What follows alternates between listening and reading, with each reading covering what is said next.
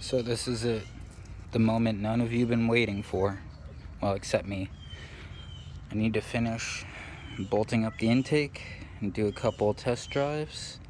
If I'm happy with that, I'm going to tap right here on my carburetors and install the necessary vacuum line for my blow-off valve. I have a tap right here I'm going to install. I may end up installing two if one cylinder doesn't have enough vacuum.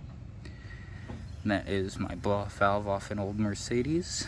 I'm not quite even sure what PSI it's at, but I do have a couple of gauges to try and keep me safe. I have my wide band, my boost gauge, my oil pressure.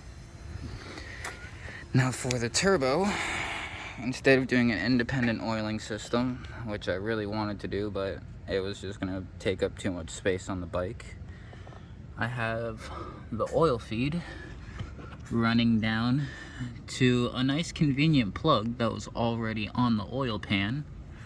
For all you guys that don't know, the EX500 or the Ninja 500 motor, its oil pan actually has a feed line along the bottom of it. The pickup goes in, there's the floating area of the pan, has the pickup, and brings it down into a tube that sends oil pressure up into the motor. Very weird design, but conveniently, I don't know if on the actual Ninja they have an oil cooler, but they have a couple of taps built right in. Now, there is one other tap that goes directly out of the pressure feed and into the main area of the oil pan. If I can get it to focus, there we go. I was thinking about using that for my turbo oil return, but I wasn't quite positive about that because it's at the bottom of the oil pan, it's not at the top. I don't want residual oil sitting near my turbo and then acting as a basic float from the bottom side to the top of my oil level, because the turbo is fairly low, as you can see, probably lower than my oil pan, or at least the base of the cartridge. So once I get my intake bolted on and together, I've already tested my oiling system. All my vacuum lines are hooked up. I have a fuel pump, which is only up to like 7 PSI, I believe, maybe 9. So if I start producing some serious boost, I may have to upgrade this.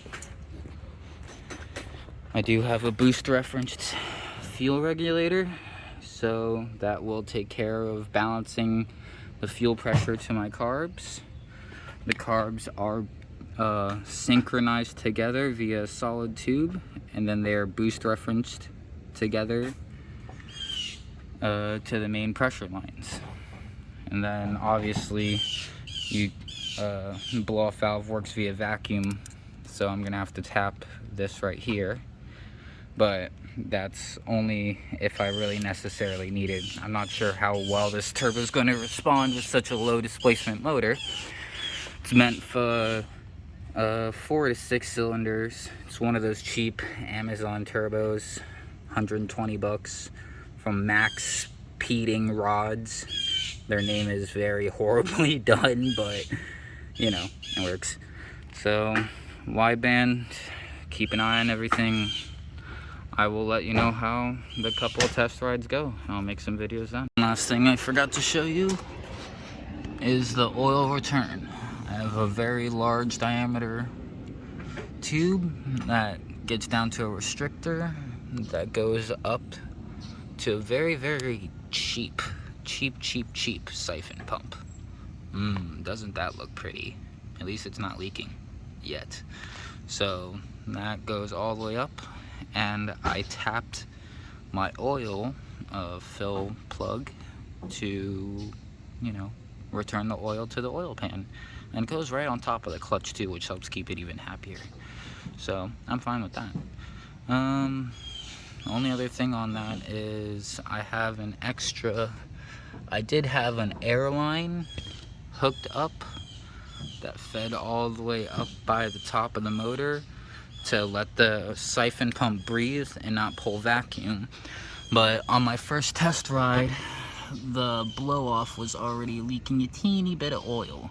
So I'm not going to care about too much longevity on this pump, and I'm going to have it suck some vacuum so it keeps the turbo nice and clean, because I don't want an oily exhaust. Don't want to foul up my nice expensive wideband.